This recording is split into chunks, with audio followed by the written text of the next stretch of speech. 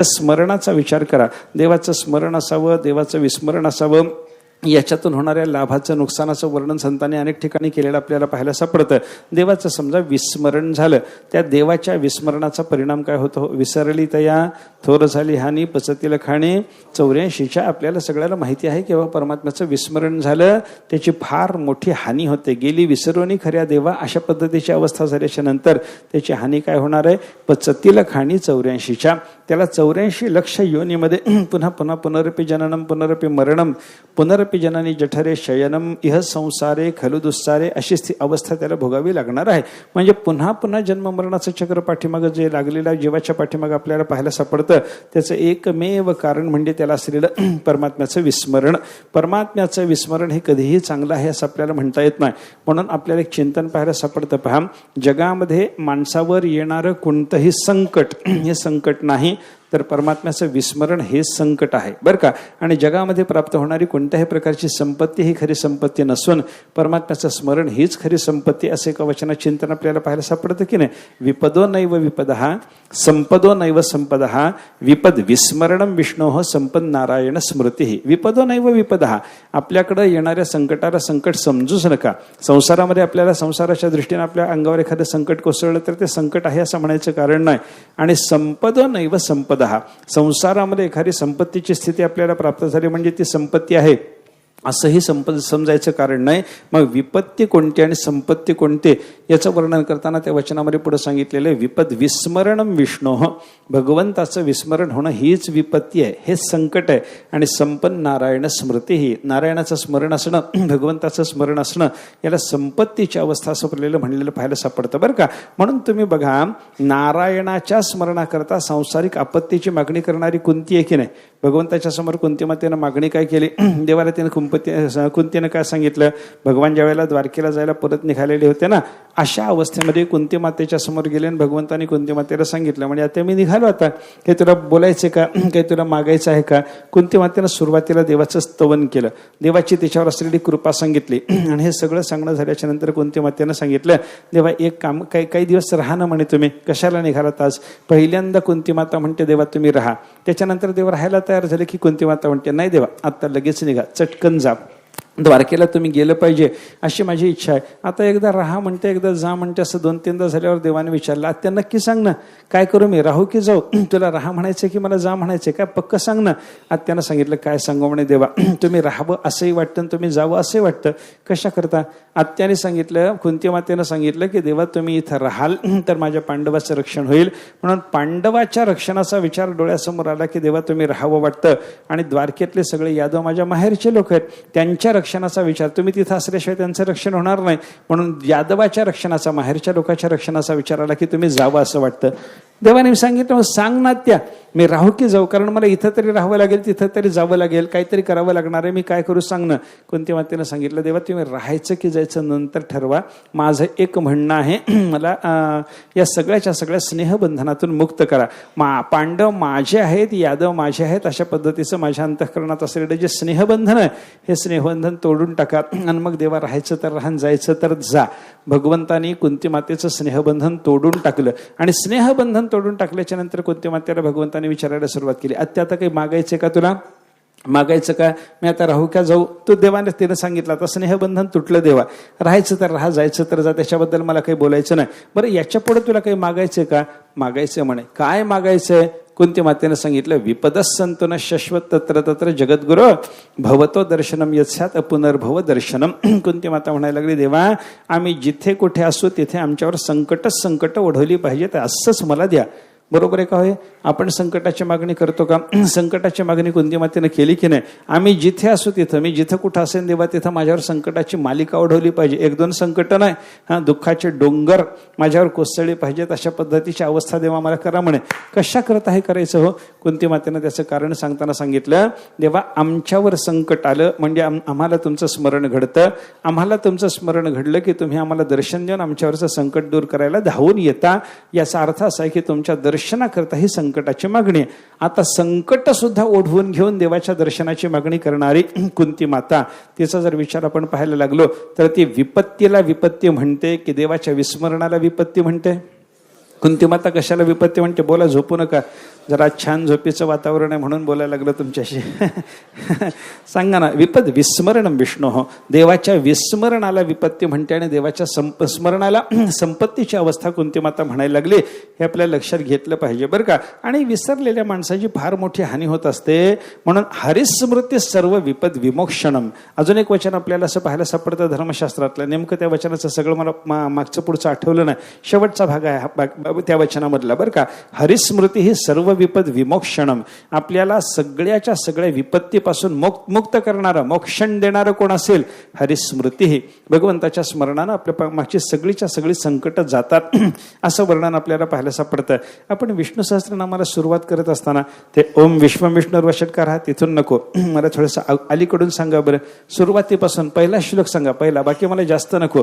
यस्य स्मरण मात्रेण जन्म संसार बंधनात विमुच्यते नमस्तस्मय विष्णवे प्रभ विष्णवे. किती छान म्हणलं बघा सगळ्यांनी. असं म्हणलं म्हणजे बरं वाटतं जरा.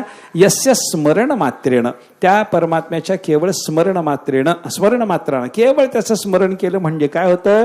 जन्म संसार बंधनात विमुच्यते, जीवाला संसार बंधनातून मोक्ष प्राप्त होतो. म्हणून त्या भगवान महाविष्णूला माझा नमस्कार असो.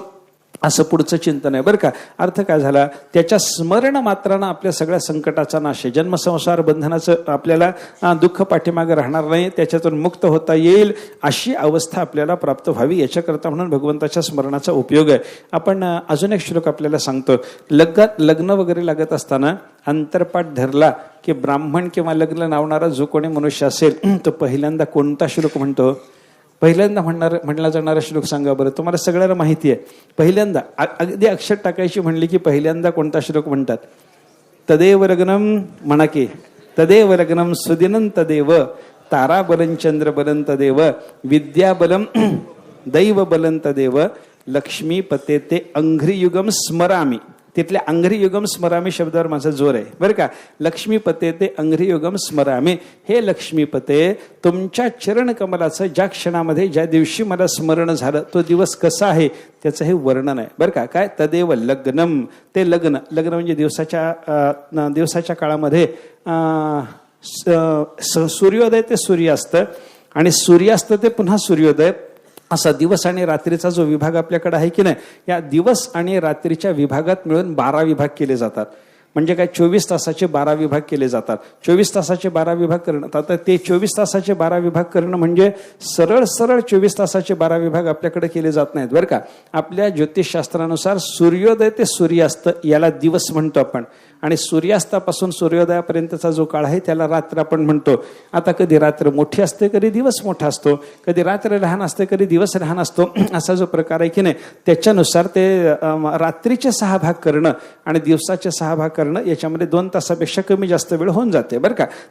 ते सोडून द्या. मला एकंदर काय सांगायचे, दिवसाचे केलेले 6 विभाग आणि रात्रीचे केलेले 6 विभाग मिळून जो 12 विभागाचा काळ झाला की नाही, त्या प्रत्येक विभागाला एक लग्न म्हणतात. शास्त्रामध्ये, ज्योतिषशास्त्रामध्ये त्या एका विभागाला एक लग्न म्हणतात. एक मेष लग्न, वृषभ लग्न, मिथुन लग्न, कर्क लग्न, सिंह लग्न, कन्या लग्न, तुल लग्न, वृश्चिक लग्न, अशा पद्धतीची त्यांची भाषा आपल्याला पाहायला सापडते बरं का. एक काळ तसा ठरलेला असतो बरं का. आणि कोणतं त्या लग्नाच्या बद्दल जर आपण विचार करायला लागलो तर एखाद्या लग्नाला स्थिर लग्न म्हणतात, एखाद्या लग्नाला चर लग्न म्हणतात, एखाद्या लग्नाला मात्र द्विस्वभाव लग्न म्हणतात बरं का. चर स्थिर द्विस्वभाव असं त्यांचं आपल्याला वर्णन केलेलं पाहायला सापडतं बरं का. म्हणजे त्याच्यापैकी मेष लग्न, वृषभ लग्न, मिथुन लग्न हे जे लग्नाचे काळ आहेत की नाही, तर तो तेवढा काळ, एखादा काळ असा असतो तो स्थिर असतो, एखादा काळ असा असतो चर असतो, एखादा काळ असतो तो द्विस्वभाव असतो, दोन्ही स्वभावाचा. म्हणजे त्याच्या ठिकाणी चरत्वही आहे आणि त्याच्या ठिकाणी स्थिरत्वही आहे. मला सांगा, आपल्याला घर बांधायचं आहे तर घराचं बांधकाम सुरू करताना पाया जो आपल्याला खणायचा आहे किंवा पाया जो भरायचा आहे, हा पाया भरण्याचा जो प्रकार आहे हा चर लग्नावर करू द्या, स्थिर लग्नावर करू द्या की द्विस्वभाव लग्नावर करू द्या, मला सांगा बरं. तुमचं मत काय सांगा बरं.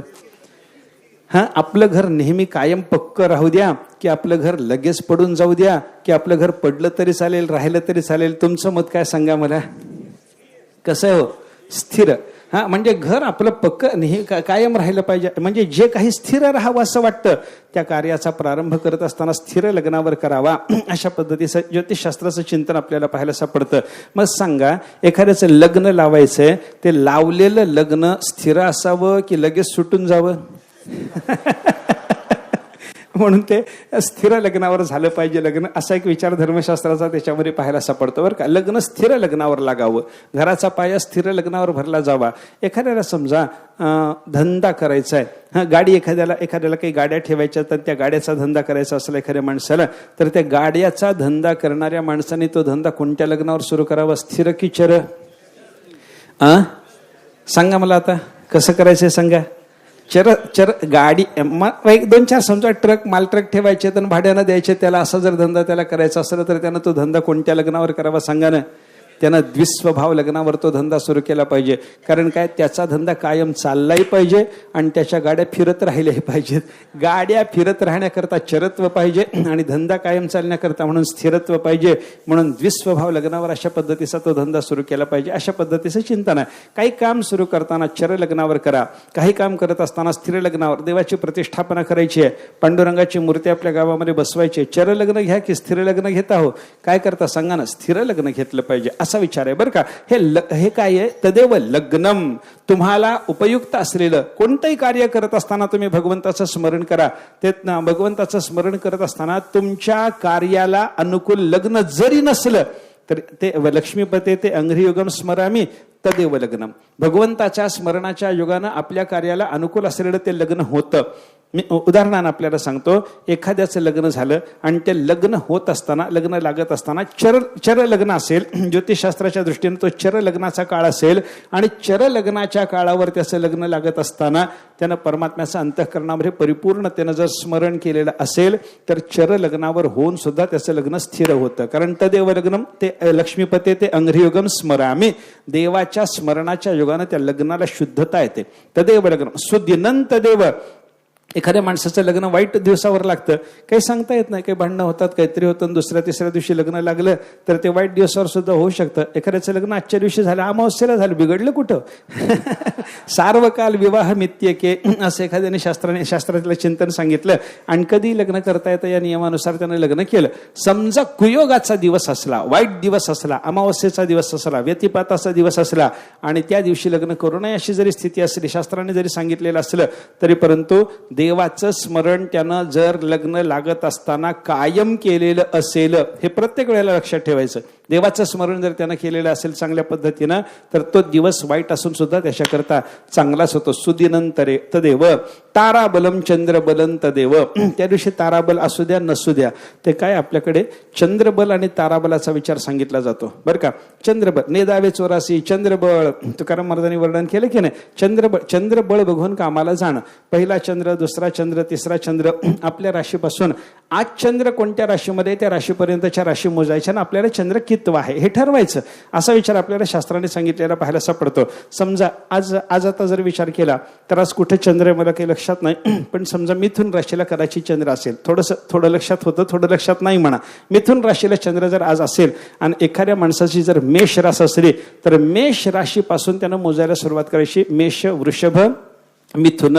तिसरा चंद्र त्याच्याकरता आज आहे असं आपल्याला सांगता येतं. मग हा तिसरा चंद्र चांगला की वाईट याचा विचार करत असताना मग त्याच्याकरता धर्मशास्त्राने, ते ज्योतिषशास्त्राने त्या चंद्राचा पहिला, दुसरा, तिसरा हे जे चंद्र आहेत की नाही, या चंद्रांच्या बद्दल त्यांच्या फलाचं वर्णन केलेलं आहे. चंद्र हा अन्नम अधनम बरं का. चंद्र हा अन्नम अधनम सौख्यम रोगम कार्यक्षतिम. चंद्रोन्नमधनम सौख्यम रोगम कार्यक्षतिम श्रियम स्त्रियम मृत्युन नृपभयम सुखम आयम व्ययम क्रमात. क्रमानंही फलं त्याच्यापासून आपल्याला पाहायला सापडतात. पहिला चंद्र जर असला तर तो अन्न देणारा, दुसरा चंद्र जर असला तर तो दारिद्र्य देणारा, तिसरा चंद्र असला तर तो सौख्य देणारा. चंद्र हा अन्नम अधनम सौख्यम. चौथा जर असला तर रोगम. पाचवा असला तर कार्यक्षतिम. त्याच्यानंतर सहावा जर असला तर स्त्रियम बायको देणारा, नवरा देणारा असा तो असतो बरं का. श्रियम म्हणजे संपत्ती देणारा. आणि सातवा असला तर स्त्रियम स्त्री देणारा, पती देणारा अशी ती फलं सांगितलेली पाहायला सापडतात बरं का. हे चंद्रबळ आहे. चंद्रबळ बरं का, आपण एखाद्या कार्याला जात असताना आपल्याला चंद्र अनुकूल आहे की नाही हे पाहणं चंद्रबल आहे. आणि ताराबल कशाला म्हणतात, ते 9 ताराचा विचार आपल्याला सांगितलेला पाहायला सापडतो बरं का. ते 9 तारा आहेत, मला आता काही लक्षात आलं नाही ते एकदम सांगायला आपल्याला, जाऊ द्या. पण त्या शुक्ल पक्षामध्ये चंद्रबळ पाहावं आणि कृष्ण पक्षामध्ये ताराबल पाहावं असा ज्योतिषशास्त्राचा नियम आपल्याला पाहायला सापडतो बरं का. पण एखादं काम होत असताना ऐका, ते काम कृष्ण पक्षामध्ये चालू आहे आणि ज्या दिवशी ते काम करायला लागला त्या दिवशी त्याला जर ताराबल नसेल, तर ताराबल नसताना सुद्धा त्याचं काम करत असताना त्यानं जर भगवंताचं स्मरण केलं, ताराबलम चंद्रबलम तदेव. चंद्रबल अनुकूल नाही, ताराबल अनुकूल नाही, तरी परंतु त्याचं काम लगेच सिद्ध होणार आहे, कारण तो भगवंताचं स्मरण करतो आहे बरं का. विद्याबलम दैवबलम तदेव. एखाद्याच्याकडे विद्या नाही पण विद्या असताना प्राप्त होणारं जे फल आहे ते त्याला प्राप्त करून घेण्याची इच्छा असली, त्याला देवाचं स्मरण केलं की त्याला ते फल प्राप्त होतं. दैवबलम नशीब अनुकूल नाही, पण अनुकूल नशिबानं प्राप्त करून घेतली अनुकूल नशिबानं मिळणारी जी वस्तू आहे त्या वस्तूच्या प्राप्तीची इच्छा मनुष्याला झाली आणि तो कामाला लागला. दैव अनुकूल नसताना कामाला लागला, पण कामाला लागताना भगवंताचं स्मरण केलं, त्याचं दैव अनुकूल होतं. हा कशाचा परिणाम आहे? लक्ष्मीपते ते अंघ्री युगम स्मरामी. हे भगवंता, हे लक्ष्मीपते, तुझ्या चरण कमलाचं ध्यान केल्याच्या नंतर लग्नशुद्धी, दिवसशुद्धी, ताराशुद्धी, चंद्रशुद्धी, विद्याबल, दैवबल काही पाहण्याची गरज नाही, सगळी फलसिद्धी होते. हा कशाचा परिणाम झाला? भगवंताच्या स्मरणाचा परिणाम आहे. ही गोष्ट लक्षात घ्या बरं का. म्हणून व्यास महर्षींनी सांगितलेलं एक मत आपल्याला सांगितलं जातं, जगामध्ये कोण मनुष्य हीन आहे याचा विचार सांगत असताना काही लोकांचा विचार वेगळा असतो बरं का. पण व्यासांचा विचार काय आहे, इतर लोकांचा विचार आणि व्यासाचा विचार याच्यात कशी तफावत आहे. एक वचन त्याच्याकरता पुराणातलं सांगितलं जातं, केचिद वदंती धनहीन जनो जघन्यः, केचिद वदंती गुणहीन जनो जगन्यः, व्यासो वदती अखिल शास्त्र पुराण विज्ञः, नारायण स्मरणहीन जनो जघन्यः. जघन्य म्हणजे हीन बरं का. जघन्य म्हणजे हीन. कोण हीन आहे? मनुष्य. कोणत्या माणसाला हीन माणूस म्हणावं? काही लोकांचं असं म्हणणं आहे, धनहीन जनो जघन्यः केचिद वदंती. काही लोकांचं असं म्हणणं आहे की ज्याच्याजवळ संपत्ती नाही तो मनुष्य हीन आहे. बरोबर नाही. काही लोकांचं म्हणणं असं आहे, केचिद वदंती गुणहीन जनो जघन्यः. काही लोकांचं म्हणणं असं येतं की ज्याच्याजवळ एखादाही सद्गुण नाही असा मनुष्य, दुर्गुणी मनुष्य, तो हीन आहे. हेही पूर्णपणे बरोबर नाही. पण व्यासः वदती केचिद वदंती नको. काही लोक म्हणतात त्या मताला काही किंमत नाही. म्हणणारा कोण आहे? बोलायला लागला, जे काही मत मांडायला लागला ते मत कोणाच आहे, त्याला काहीतरी महत्व असतं ना. मग व्यासः वदती, व्यास महर्षी सांगतात. ते व्यास कोण आहेत? अखिल शास्त्र पुराण विज्ञः. सगळंच्या सगळं शास्त्र, सगळी शास्त्र आणि सगळी पुराणं यांचे जाणकार असलेले व्यास महर्षी एवढ्या ज्ञानाच्या बळावर, एवढ्या अनुभवाच्या बळावर आपल्याला सांगायला लागले, कोणही नाही, नारायण स्मरणहीन जनो जघन्यः. ज्याच्या अंतःकरणाला नारायणाचं स्मरण नाही, जो परमात्म्याचं स्मरण करत नाही, अशा मनुष्याला हीनता आहे, असं व्यास महर्षींचं चिंतन आपल्याला पाहायला सापडतं. काय आपण वेगळ्या पद्धतीनं स्मरणाचा महिमा सांगितला. आपल्याला दिवसशुद्धी, लग्नशुद्धी वगैरे नसताना सुद्धा फलप्राप्ती योग्य पद्धतीनं का व्हायला लागली? नारायणाच्या स्मरणाच्या योगानं. हीनता दीनता कशानं मनुष्याच्याकडे यायला लागली, हीनता दीनता जायला कशामुळे लागली? धनहीनता आहे म्हणजे तो जघन्य ठरत नाही, गुणहीन आहे म्हणजे तो जघन्य ठरत नाही, नारायणाचं स्मरण करत नाही तर तो जघन्य ठरायला लागला. याचा अर्थ नारायणाचं ज्याला स्मरण आहे त्याच्या ठिकाणी श्रेष्ठतेचं चिंतन आपल्याला करावं लागतं. हा व्यासांचा विचार आपण लक्षात घेतला पाहिजे. त्याच्या स्मरण मात्रानं जन्मसंसार बंधनातून मोक्ष प्राप्त होतो. त्याचं स्मरण ही संपत्तीची अवस्था आहे. हे सगळं चिंतन आपण जर लक्षात घेतलं तर परमात्म्याच्या स्मरणाचा महिमा लक्षात येतो बरं का. अजून एक भागवतातलं वचन आहे पहा, देवाचं अखंड स्मरण असणं, त्याच्यातून आपल्याला काय काय प्राप्त होतं त्याचं वर्णन त्या वचनामध्ये आपल्याला पाहायला मिळतं. अविस्मृती ही कृष्ण पदारविंदयोः क्षिणोत्यभद्रानि शमंतनोति च सत्वस्य शुद्धिं परमात्म भक्तिं ज्ञानंच विज्ञान विराग युक्तम. बरं का, त्या भगवंताच्या स्मरणाच्या योगानं काय काय मिळतं याचं वर्णन आहे. कृष्ण पदारविंदयोः अविस्मृती. भगवान श्रीकृष्ण परमात्म्याच्या चरण कमलाचं अविस्मरण म्हणजे कायम स्मरण बरं का. नुसतं स्मरण म्हणायचं नाही, अविस्मरण. विस्मरण कधीच नसणं म्हणजे कायम स्मरण असणं. अखंड भगवंताचं स्मरण जर आपल्या चित्ताला असलं तर त्याच्यापासून मिळणारी फलं कोणती? क्षिणोती अभद्राणी. भगवंताच्या चरणाचं अखंड स्मरण असल्याच्या योगानं आपल्या ठिकाणी असणारे सगळ्या अभद्राचा, अभद्र म्हणजे अमंगलाचा, पापाचा, दोषाचा सगळ्याच्या सगळ्या क्षय होतो, नाश होतो. भगवंताचं स्मरण आपल्या ठिकाणी असणाऱ्या सगळ्या अमंगलाचा नाश करणार आहे. एक फल सांगितलं, फल मोजत चला, झोपू नका जरा. क्षिणोती अभद्राणी. पुढे सांगितलं शमंतनोतीच, आपल्या अंतःकरणाला शम प्राप्त करून देणं. शम आणि दम हे दोन आपल्याला माहिती आहेत ना. दम म्हणजे काय, ते दम म्हणजे इंद्रियाचा निग्रह आणि शम म्हणजे अंतःकरणाचा निग्रह. बरं का, या अंतःकरणाला जे आवरण आहे, हे अंतःकरणाला आवरण कशामुळे होतं? शमंतनोतीच. कोण शम करून देणार आहे आपल्याला? तर भगवंताच्या चरणाचं स्मरण आपल्याला शम साधून देणार आहे. किती फलं झाली आतापर्यंत? 2 फलाचा विचार झाला. काय काय झालं? अभद्राचा नाश, त्याच्यानंतर शमाची प्राप्ती, सत्वस्य शुद्धीम, आपल्या अंतःकरणाची परिपूर्णपणे शुद्धी सिद्ध करून देणं. कोणी केलं? देवाच्या स्मरणाच्या योगानं. अजून काय मिळालं? परमात्म भक्तिम, अखंड देवाचं स्मरण करण्याच्या योगानं देवाच्या विषयी प्रेम प्राप्त होणं. आपल्याला प्रेमलक्षणा भक्तीची प्राप्ती व्हायला लागली. 4थं फल झालं. आणि 5वं फल सांगताना सांगितलं ज्ञानंच विज्ञान विराग युक्तम, आपल्याला ज्ञान प्राप्त होतं, ते वैराग्यासहित प्राप्त होतं आणि ते नुसतं ज्ञान न राहता विज्ञान होतं. विज्ञान होतं म्हणजे परमात्मा स्वरूपाकार, विज्ञानम आनंदम ब्रह्म, तिथला विज्ञान शब्द घेऊन परमात्मा स्वरूपाकार ज्ञानाची सिद्धी आपल्याला होते. कशाच्या योगाने हे झालं? बोला. अविस्मृती ही कृष्ण पदारविंदयो हो, भगवान श्रीकृष्ण परमात्म्याच्या चरणाचं अविस्मरण, याच्यातून आपल्याला एवढ्या मोठ्या फलाचा लाभ जर शास्त्राने सांगून ठेवलेला असेल तर परमात्म्याचं स्मरण काय काय देत नाही सांगा ना. सगळं देतं. देवाच्या स्मरणाच्या योगाने आपल्याला सगळं मिळायला लागलं, हे आपल्याला लक्षात घेतलं पाहिजे बरं का. म्हणून जो मनुष्य जन्माला आला, ऐका अजून एक व्यास महर्षींचं 2 स्कंधामध्ये अगदी पहिल्या अध्यायात सुरुवातीला 5-6 श्लोकातलंच एक वचन आहे पहा. त्या वचनामध्ये व्यास महर्षीने असं वर्णन, शुकाचार्याच्या मुखातून ते वर्णन केलेलं पाहायला सापडतं. तिथं त्याने असं सांगितलंय, मनुष्य देहाला जीव प्राप्त झाला, मनुष्य जन्माला आला आणि मनुष्य जन्माला येऊन त्यानं ज्ञान मिळवलं, योगाभ्यास केला, स्वधर्मनिष्ठा पाळली. या सगळ्या गोष्टीचा परिणाम म्हणून त्याला काय प्राप्त व्हावं? एखाद्याने ज्ञानच मिळवायचा प्रयत्न केलेला असतो, एखादा योग साधनाच करतो, एखादा जन्मभर स्वधर्मनिष्ठ राहतो, पण या सगळ्या साधन निष्ठेतून, ऐका, जन्मभर या सगळ्या साधन निष्ठा सांभाळण्यातून त्याला प्राप्त काय व्हावं? अंते नारायण स्मृती, अंतकाळामध्ये नारायणाची त्याला स्मृती व्हावी, हाच त्याचा खरा फल लाभ आहे. एतावान सांख्य योगाभ्याम स्वधर्म परिनिष्ठया जन्मलाभ परपुंसाम अंते नारायण स्मृती. बर का, एतावान लाभ, एवढाच लाभ महत्वाचा आहे. जन्मलाभ हा जन्मभर केलेल्या या सगळ्या साधनाचा परिपाक म्हणून आपल्याला अंतकालामध्ये नारायणाचं स्मरण व्हावं, हीच गोष्ट महत्वाची आहे. जन्मभर ज्ञान साधना करा, कशा करता? शेवटी नारायणाचं स्मरण व्हावं याच्या करता. जन्मभर योग साधना करा, कशा करता करा? अंतकाळामध्ये अंते नारायण स्मृती, एतावान अर्थ, हे एतावान लाभा, एवढाच लाभ महत्वाचा आहे. जन्मभर आपल्या धर्माचं पालन करा, स्वधर्मनिष्ठ राहा. कशा करता राहा?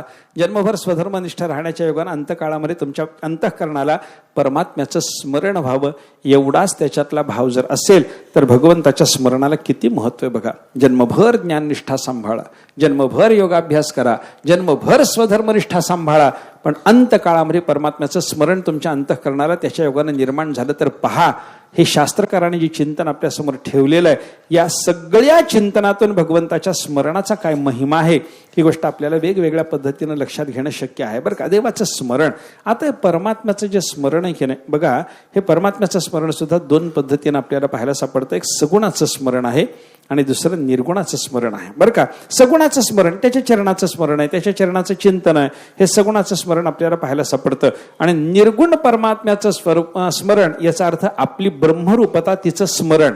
आपल्याला ब्रह्मरूपतेचं विस्मरण झालंय, आपण परमात्म रूप आहोत याचं विस्मरण आपल्याला झालेलं आहे आणि आपली विसरलेली परमात्म रूपता आपल्याला पुन्हा कळण्याची गरज आहे. एक आपली जी अवस्था आहे, मूळची अवस्था जी आपली आहे, ती मूळची अवस्था आपली जर विसरली असेल तर ती मूळची अवस्था आपल्याला पुन्हा कळावी की नाही? कळाली पाहिजे. बघा तुम्ही एक उदाहरण सांगतात पहा. एकदा काय झालं, एका रानामध्ये एक धनगर काही शेळ्या वगैरे घेऊन गेला आणि तो शेळ्या वगैरे घेऊन गेल्याच्या नंतर एक एक सिंह तिथं आला. सिंह आला, त्या सिंहीण होती, सिंहिणीच्या बरोबर 1-2 तिची पिलं वगैरे होते आणि ते तिथे गेल्याच्या नंतर मग हा धनगर त्या धनगराच्या हातातल्या काठ्या वगैरे 2-4 धनगर त्यांच्या हातातल्या काठ्या वगैरे पाहिल्याच्या नंतर ते सिंहीण जरा घाबरली, बाजूला झाली, सिंहीण बाजूला झाली, तिची पिले तिच्याबरोबर बाजूला झाली. हे सगळे बाजूला झाल्याच्या नंतर तिथं एक लहानसं जे सिंहाचं पिलू होतं, ते पिलू मात्र छावा सिंहाचा तिथंच राहून गेला. आता तो सिंहाचा छावा तिथं राहिल्याच्या नंतर त्या शेळ्याचा कळप तिथं चरत असताना तो सिंहाचा छावा लहानसा त्या कळपाबरोबर चरायला लागला. तोही गवत खायला लागला की हो, त्या शेळीच्या कळपामध्ये, त्या शेळ्याच्या कळपामध्ये त्या शेळीच्या पिलाबरोबर तोही गवत खायला लागला. त्या धनगराने हुर्र केलं की तोही इकडं तिकडं पळायला लागला. असं झालं ते. आणि ते घरी आला, शेळ्याच्या बरोबर राहायला लागला, शेळीच्या कळपातच वावरायला लागला. आणि शेळीच्या कळपात सतत वावरण्याचा परिणाम म्हणून 1-2 वर्षाचा जेव्हा तो सिंह झाला, त्यावेळेला त्याची अवस्था काय होते, तो शेळीसारखा ब्या करायचा बरं का. त्याला काही सिंहाची गर्जना ठाऊकच नाही, त्याला ब्याच करावं. शेळीसारखं ब्या करणं, शेळीसारखं त्या धनगराला घाबरणं, त्यानं काठी उगारून हुर्र केलं की बाजूला होणं, हे सगळंच्या सगळं त्याचं पाहिलं. हे लोक सगळे बघायला लागले, लोकांना वाटायला लागलं असं कसं काय, पण त्या सिंहाच्या अंतःकरणाला मी यांच्यातलाच एक आहे अशा पद्धतीची भावना जी झालेली होती. मला सांगा, हे स्वरूपाचं विस्मरण आहे की स्वरूपाचं स्मरण आहे? सिंहाला असलेलं हे स्वरूपाचं विस्मरण आहे की स्मरण आहे? विस्मरण आहे. बरं, हे विस्मरण सिंहाचं कल्याण करणार आहे की अकल्याण करणार आहे? सिंह म्हणजे अरे जंगलाचा राजा असताना शेळीच्या कळपात त्यानं गवत खात फिरावं काय? अरे जो उन्मत्ता गजांच्या खरतर नखरी फोडूनी मस्तकाते, धाला रक्ता पिऊनी नचमृत पशूच्या इच्छित होतो कणाते. ते विष्णुशास्त्रीच्या अन्योक्तीत त्याने एक वर्णन केलेलं आहे बरं का. उन्मत्त असलेल्या हत्तीच्या गंडस्थलावर उडी मारून जाऊन बसावं आणि आपल्या खरतर नखरी, आपल्या तीक्ष्ण नखाने त्याचं गंडस्थल फाडावं, तिथलं रक्त गरम गरम रक्त पिऊन तृप्त व्हावं, हा सिंहाचा स्वभाव. तो सोडून दिला आणि इथं तो गवत खाऊन जगायला लागला. ही अवस्था त्याची अतिशय शोचनीय दयनीय अवस्था होती. आणि अशा अवस्थेमध्ये एका दिवशी हा धनगर रानात गेलेला असताना तिकडून दुसरा एक सिंह आला आणि त्या दुसऱ्या सिंहानं या धनगराचा सगळा कळप पाहिला. शेळीच्या कळपामध्ये बऱ्याच शेळ्या चरतायत आणि त्याच्यामध्ये आपल्यासारखा एक सिंह, आपलाच एक भाऊ तिथं चरतो शेळ्याबरोबर. आणि त्या शेळीच्या मालकाने, धनगराने काही त्याला बुजगावलं, त्याला जर मारहाण केली तर तो गपचूप सहन करतो, गवत खातो. हे सगळंच्या सगळं पाहिल्याच्या नंतर त्या सिंहाला लक्षात आलं आणि त्या सिंहानं विचार केला, काही नाही म्हणे, याला याच्या स्वरूपाचं विस्मरण झालं आणि याला त्या स्वरूपाचं स्मरण दिलं पाहिजे, काहीतरी केलं पाहिजे. त्या सिंहानं काय करावं, एकदम गर्जना केली. त्या सिंहानं एकदम गर्जना केल्याबरोबर हे सगळ्या शेळ्या वगैरे पळायला लागल्या की हो. आणि शेळ्या पळायला लागल्या तसं हा शेळीच्या कळपात वावरणारा सिंहही पळायला लागला. या सिंहानं काय करावं, एकदम धावाधाव केली, झडप घातली आणि झडप घालून त्या सिंहाला पकडलं, शेळीच्या कळपातल्या सिंहाला पकडलं.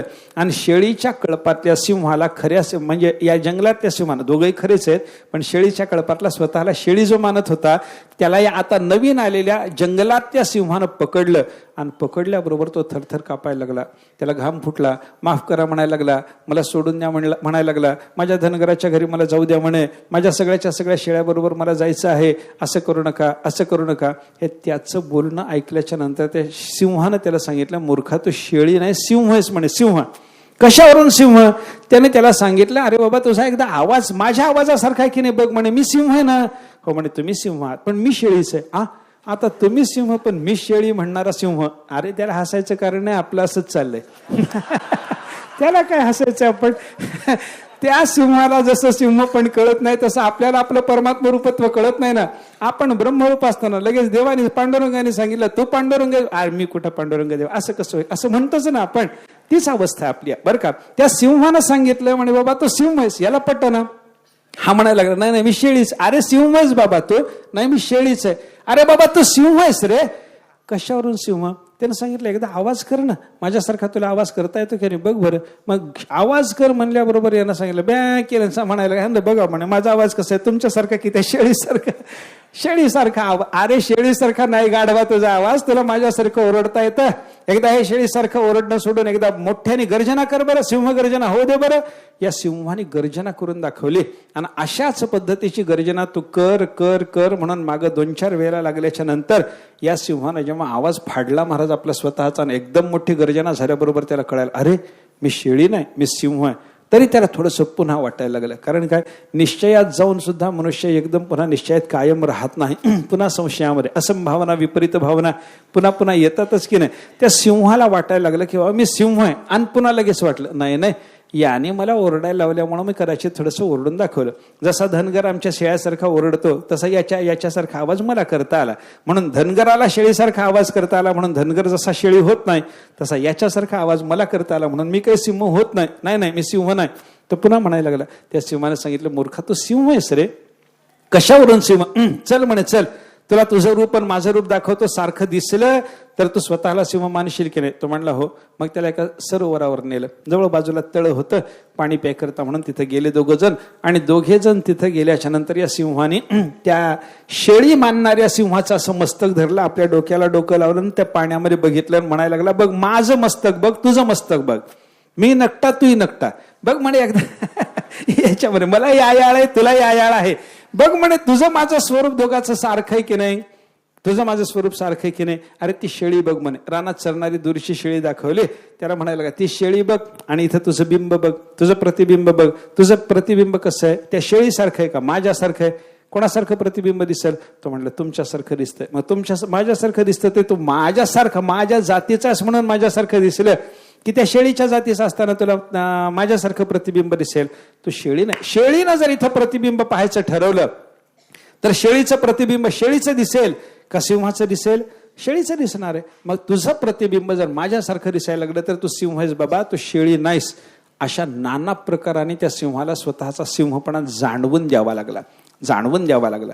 मला सांगा, सिंह स्वतःला शेळी समजत होता ही विपत्तीची अवस्था होती. विसरली तया थोर झाली हानी ही अशी अवस्था होते. आणि त्या शेळीला सिंहानी त्याचा आवाज आपल्या आवाजासारखा आहे हे दाखवून, त्याचं रूप आपल्या रूपासारखं आहे त्या प्रतिबिंबाच्या दर्शनातून त्याला निदर्शनाला आणून देऊन त्याला सिंहपणा त्याचा जो होता तो त्याच्या स्मरणात आणून दिला. आणि सिंहपणा लक्षात आल्याच्या नंतर त्या सिंहाने जेव्हा गर्जना करायला सुरुवात केली महाराज, तेव्हा बाकीच्या सगळ्या शेळ्या आजूबाजूला व्हायला लागल्या. ह्याच स्वतःला शेळी समजत होता आणि आता याच्या गर्जनेनं सिंह बाजूला व्हायला लागले.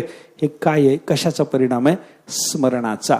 आपल्या स्वरूपाचं स्मरण जे ना ते मनुष्याला दुःख देणार असतं आणि स्वरूपाचं विस्मरण दुःख देणार असतं आणि स्वरूपाचं स्मरण मनुष्याला सुखाकार स्थितीला प्राप्त करून देणार असतं.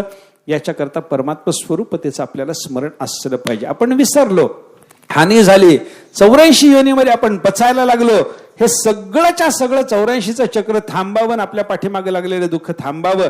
याच्याकरता काय पाहिजे? विस्मरण गेलं पाहिजे. आणि विस्मरण जाण्याकरता काय? स्मरण निर्माण झालं पाहिजे. आणि ते स्मरण कोणाचं?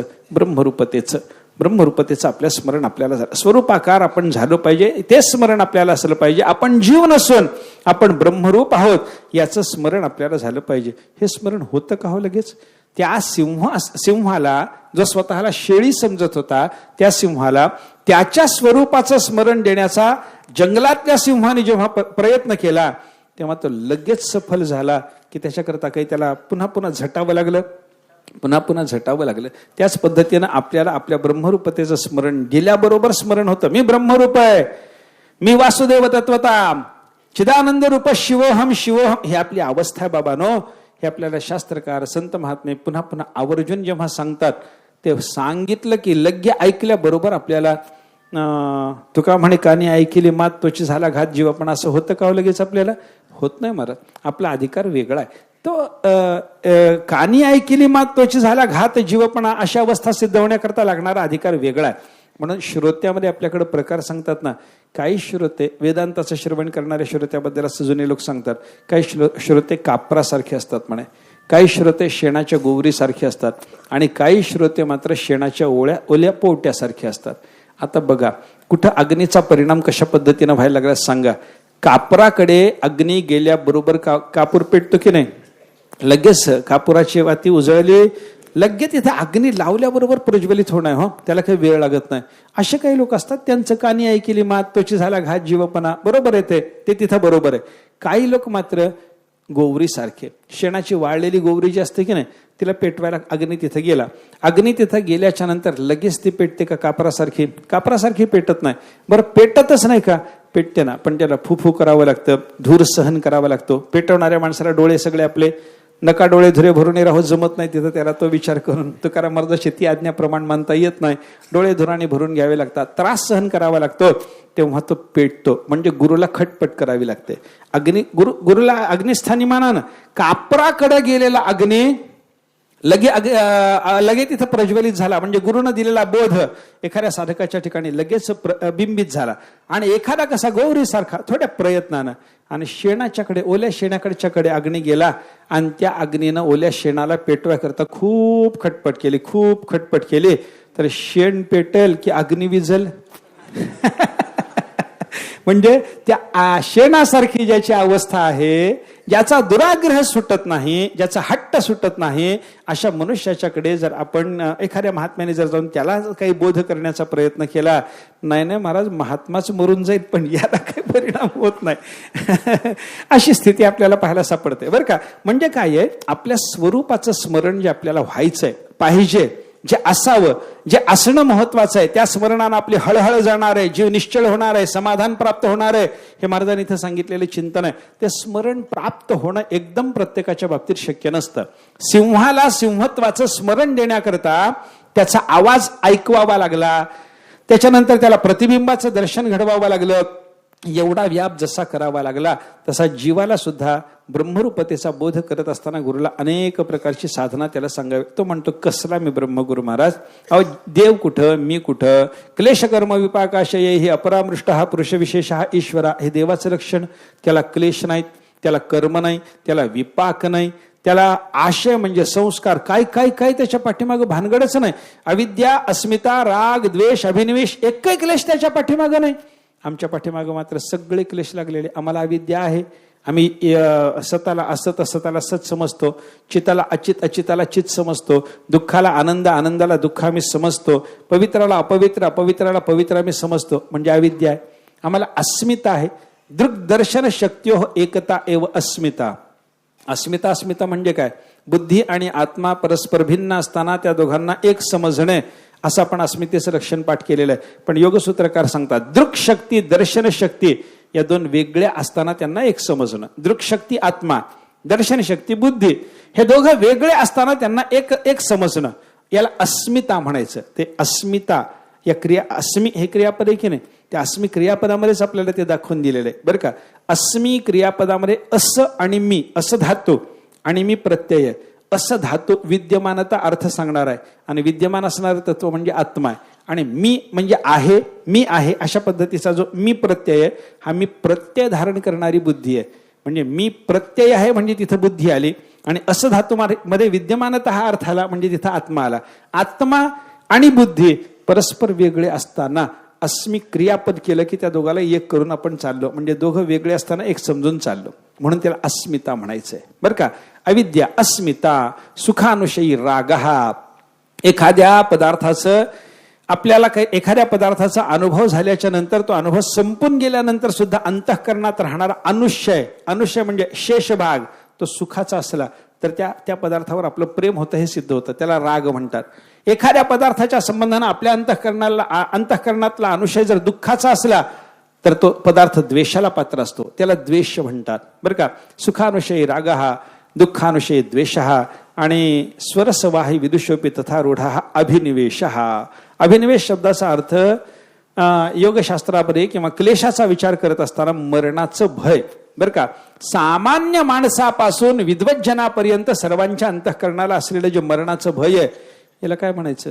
अभिनिवेश. हे 5 क्लेश आहेत. आणि हे 5 क्लेश कोणाच्या पाठीमागे? देवाला की आपल्याला? देवाला मरणाची भीती आहे? कधीच नाही महाराज, त्याला मरणाची भीती नाहीच आहे. त्याला मरणाची भीती सगुण रूपात आला तर मरणाची भीती नसेल, तर त्याला निर्गुण रूपात असताना कुठली मरणाची भीती आली? मला मरणाचं भय नाही, त्याला मरणाचं भय नाही, त्याला रागद्वेष नाहीत, त्याला अविद्या, अस्मिता, काय काय काय त्याच्या ठिकाणी कोणत्याही प्रकारच्या क्लेशाचा संबंध आपल्याला पाहायला सापडत नाही. मग तो क्लेश मुक्त आहे. आम्ही क्लेशयुक्त. कसं आम्ही ब्रह्म असायचो? आम्हाला मी वासुदेव तत्वता सांगायला लागला, तो देव आहेस म्हणायला लागला, तत्वमसी म्हणायला लागला, देवाची बरे म्हणायला लागला. कसं जमल असं मनुष्य विचारतो. आपल्याकडे क्लेश आहेत, देवाकडे क्लेश नाहीत. देवाला कर्म नाही, आपल्याला कर्म आहे. कर्म आहे, जीवाच्या पाठीमागे काही ना काहीतरी कर्म लागलेलं आहे की नाही बोला. ते योगसूत्रामध्ये 4 प्रकारचं कर्म सांगितलंय. बाकीचं 3 प्रकारचं कर्म जीवाला आणि 1 प्रकारचं कर्म समाधी सुखाला कारण असणारं ते योग्याकडे आहे म्हणे बरं का. कर्म अशुक्ल कृष्णाख्यम योगिनः त्रिविधम इतरेषाम.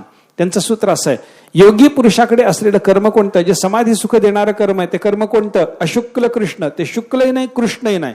म्हणजे ते पुण्य नाही, ते पापही नाही, ते शुद्ध पुण्य आहे बरं का. ते समाधी सुखाला कारण होतं. आणि इतरेशाम त्रिविधम, बाकीच्या सगळ्या तुमच्या आमच्यासारख्या जीवाकडे येणारं कर्म कसं, ते 3 प्रकारचं. कोणतं? एक शुक्ल, एक कृष्ण, आणि तिसरं कर्म सांगितलं मिश्र. अनिष्टमिष्टम मिश्रंच त्रिविधम कर्मण फलम. तिथं कर्मफलाचा विचार सांगितला, पण ते कर्मफल तशा पद्धतीचं प्राप्त होण्याकरता कर्म सुद्धा तसंच लागतं. मिश्र फल देणारं कर्म, मिश्र म्हणा, दुःखाचं फल देणारं कर्म ते अनिष्ट फल देणारं कर्म ते पापाचं म्हणा, आणि इष्ट फल देणारं कर्म ते पुण्याचं कर्म, त्याला शुक्ल कर्म म्हणा. हे 3 प्रकारचं कर्म जीवाच्या पाठीमागे लागलंय. आम्हाला 3 प्रकारचं कर्म आहे. योग्याला सुद्धा 1 प्रकारचं का होईना, शुद्ध पुण्याच्या स्वरूपाचं का होईना, त्याच्या पाठीमागे कर्म आहे.